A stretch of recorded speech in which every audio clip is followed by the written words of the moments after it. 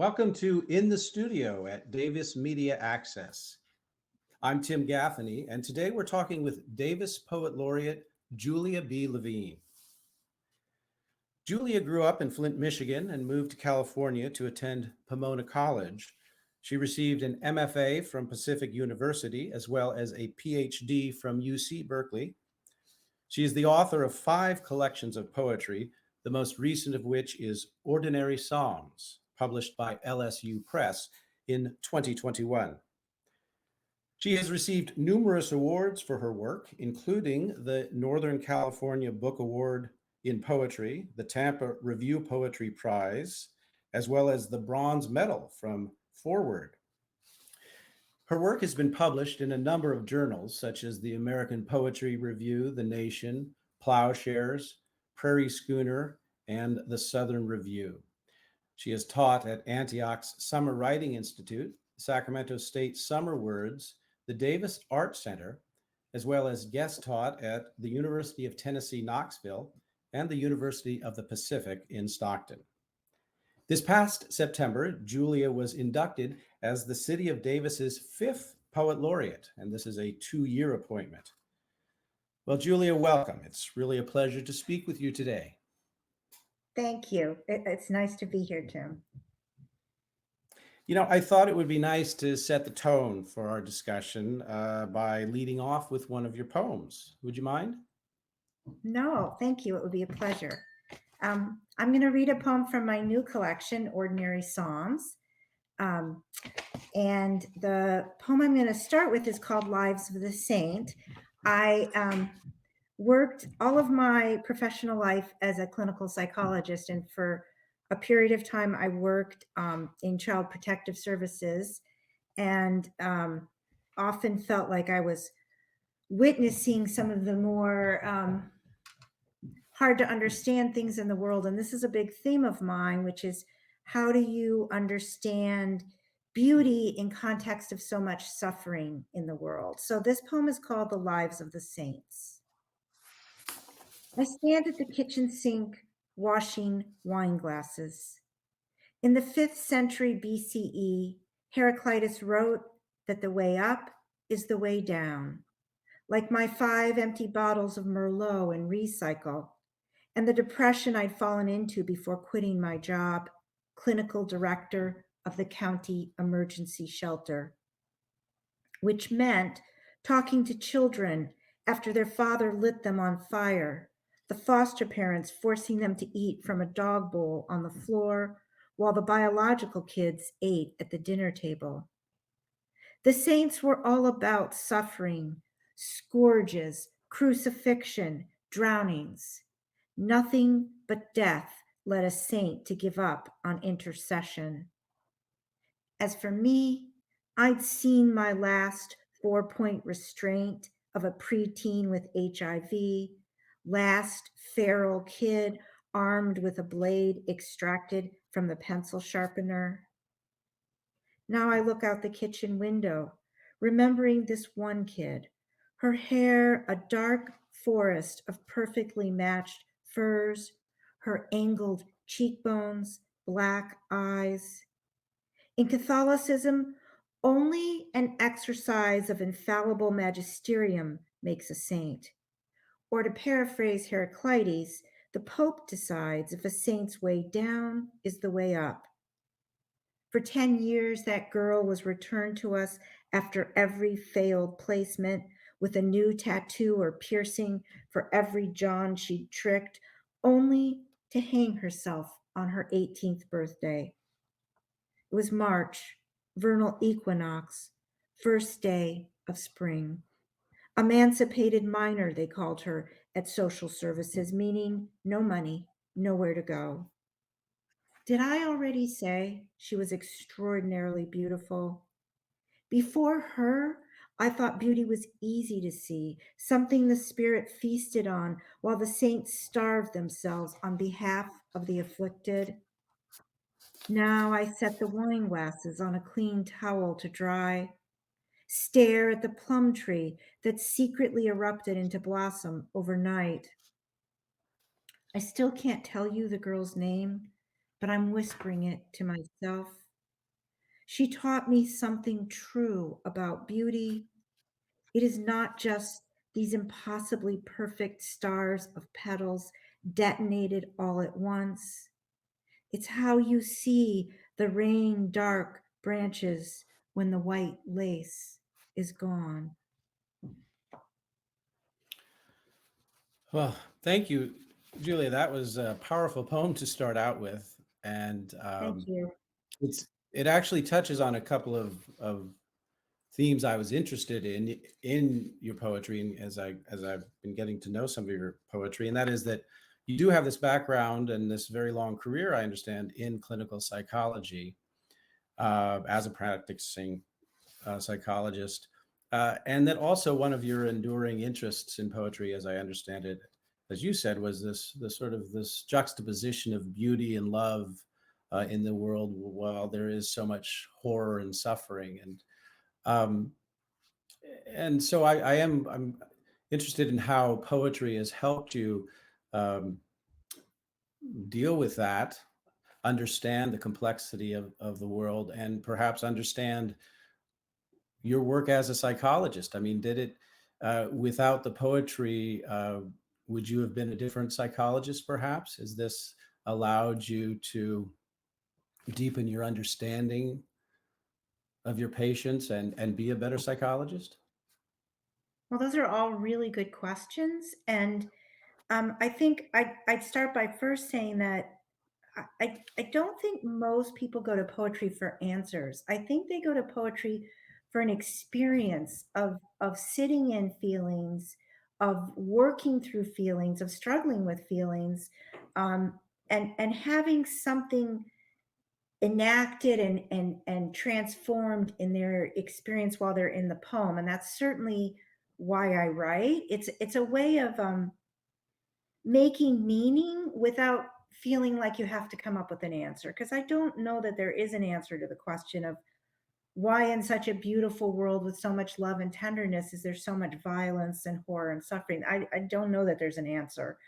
Um, but I think I would rephrase your question, Tim. I think the question would be, would I be a different poet if I wasn't a psychologist? I've always written. I wrote my first poem when I was 5 years old. And my father, who was this really busy physician, used to only pay attention to me when I would come to him with a new poem, and he'd type it up on his typewriter. He had this old Selectric he used. Um, so I have always been a poet. That's something I've never not been, and I think I would have Mhm. been a different poet if I hadn't been a psychologist. I feel like I got to be with real people in really profound and meaningful ways that and experience parts of the world I might never have experienced if I didn't have the privilege of listening to their stories and struggling with them through their stories. And especially kids. I was trained as a child and family psychologist, and I loved working with kids and all the metaphor that they would use in their play, which was just so powerful. Hmm. Does that answer your question at all? That does. Yes. Yes, thank you. And speaking of place and context, let's talk a little bit about Davis then. And here you are in Davis, and thank goodness you came out to Pomona College, because presumably that was the start of um, a journey that brought you to Davis. How did you come to Davis specifically originally? Well, it's kind of funny.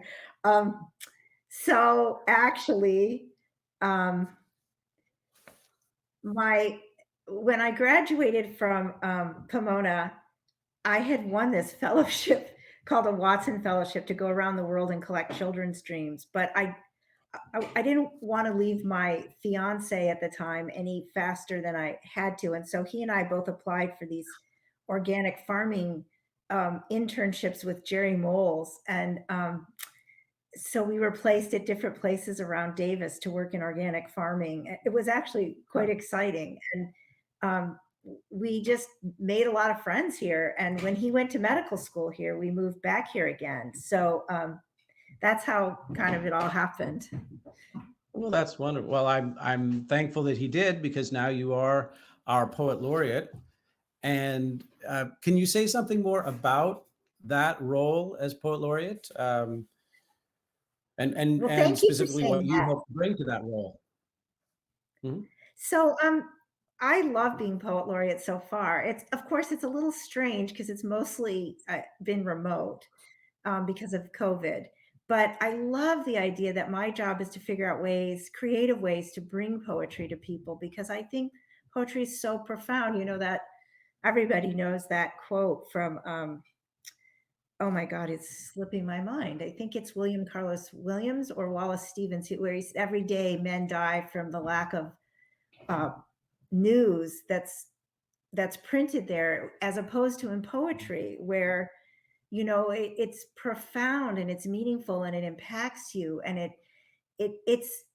it brings you into alignment with wonder and awe and mystery and all the things that I think probably underlie our sense of love and kindness and morality in the world. And so I really love, that's my job. My first project was to have the staff of the city staff of Davis, that they have these amazing people who work there who do the most incredible graphic arts. And I collected poems that were odes to fruits and vegetables that are grown here. And then I had Mhm. them printed up through the staff's beautiful designs into postcards that I handed out at the farmer's market. That was my first project. And Mm. um, right now I'm working on a poetry book club for people in Davis, but my main platform is the Anthropocene and climate change, because we're lucky enough to live in a town that really wants to do something to try to Mhm. combat climate change, that wants to lower our carbon footprint, that wants to make this place a more sustainable city. So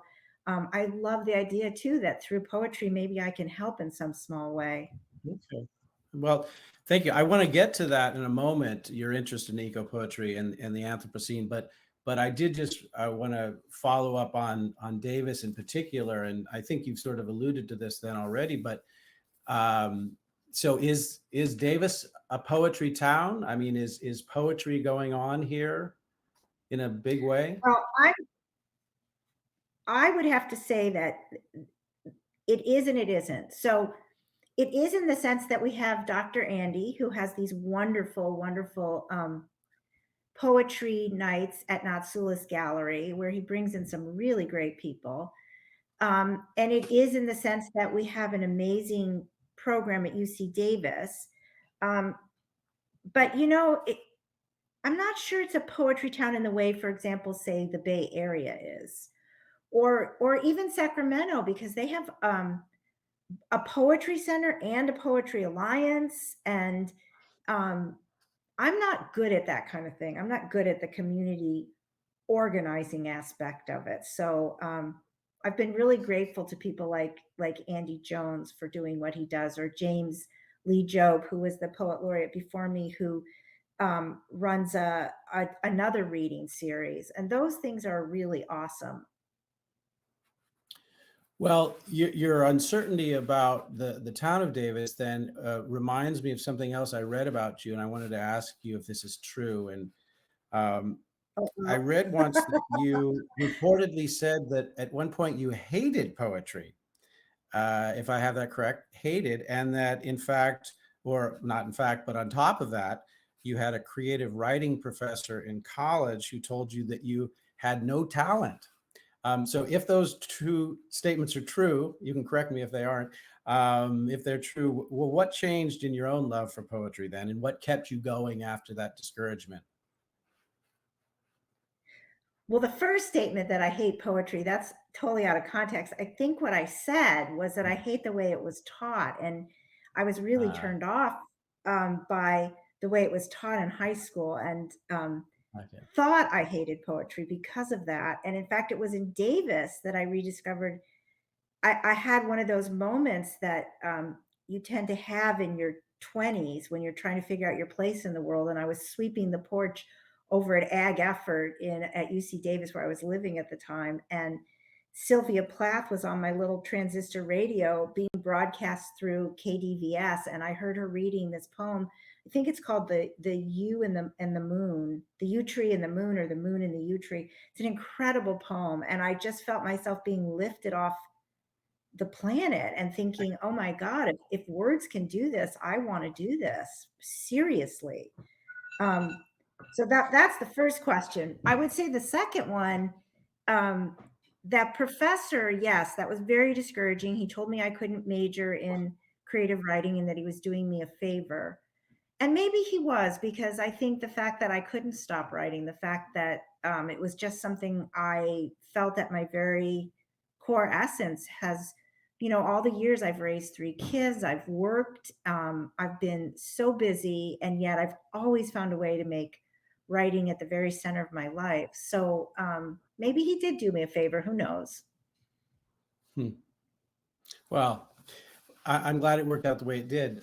And so let's bring it back then to what you mentioned up front about your interest in eco poetry and the Anthropocene. And perhaps you could, for those of us who don't entirely understand the concept of Anthropocene and what it means in the context of climate change, for example, uh, what is this all about? And then I think you also might have something to read to us from this latest interest of yours.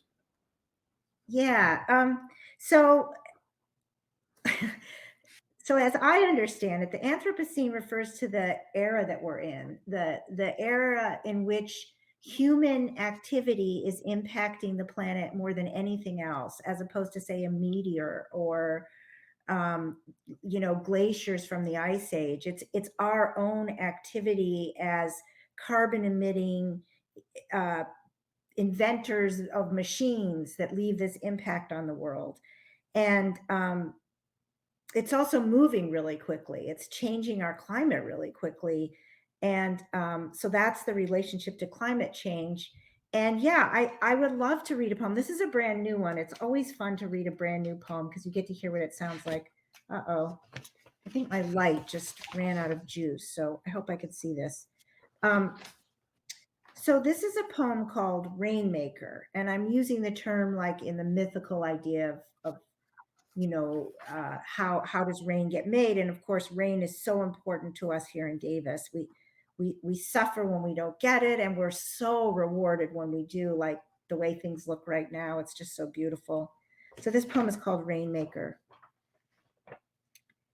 After a historic drought, I walk the fire road, listening to the creek fall through underbrush, the storm starting up again hard against the fire scorched ridge. Out of season, a wild iris unlocks its silver blue blades. I've mistaken the world as willing because beauty has always saved me. Beauty in the green December fields, beauty in these 3 mushrooms, one a wine red, one a pale blue, one a shaggy parasol sent up from the threaded underground. Here the sky brightens, the rain stops, the fast moving clouds tear open a blue porthole. Even if I am extinction's accomplice, I want to remember hope. I want to feel this apocalyptic tenderness for all of our blundered, perilous passing through. Now a raven squawks at me from a Douglas fir. Weren't we always in this together? Sometimes I think we are not a failed species, but perfectly designed to want and lament, to exalt and ruin and disappear.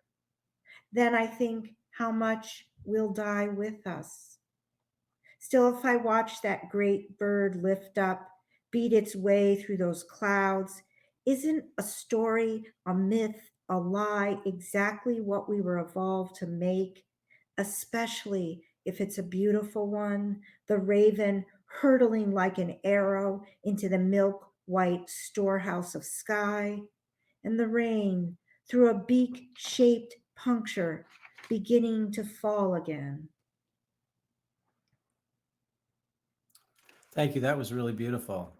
Thank I you. really love that turn that you make. The great bird lift up, beat its way through those clouds. Just beautiful imagery. Thank you so much. Well, we're just about out of time, so I guess I'll just real quickly ask you then, what's your you've identified or explained a few things that you've done already. What are you sort of your next steps then as poet laureate? Um, well, I've started in conjunction with YOLO Art and Ag, and Janice Purcell runs this. It's a really beautiful program for a long time now, where artists and photographers have gone out once a month to a farm or ranch, um, and painted in outside. And she's agreed to let me start a program with her called Plein Air Poets, where poets can go out and do this. And then I'm going to try to run a contest um, for these poems that will begin probably around March or April, with the winners getting a little gift from the city of Davis and being able to read at the Art and Ag preview gala. So that's one of the projects. There's so many, though. You said we're Mhm. almost out of time, and I wanted to have time to thank you, Tim, for such wonderful questions. Oh, well, thank you. Thanks so much for joining us. And I do also wish we had much more time, and perhaps we'll have you back another time, and we can catch up on what you've been doing and the poetry you've been writing. And of course, if our viewers want to learn more about you, they can go to your website. I believe you've got a complete list of your books there, some selections of poetry, and can learn about upcoming readings and workshops, as well as track your moves as the Davis Poet Laureate. The address is on the screen there, or you could probably just Google Julia B. Levine's name and find that as well. It might not come up because it's a Google site. So, um, Ah, okay. but Okay. you Well, can go there we look for have me on Facebook. on Facebook. Excellent. Okay. Yeah. Okay. Well, Julia, thank you. And to all of you out there, thanks for joining us today. You've been watching In the Studio here at Davis Media Access. It's been my pleasure to host Davis Poet Laureate Julia B. Levine. I'm Tim Gaffaney for Davis Media Access. Thank you for tuning in.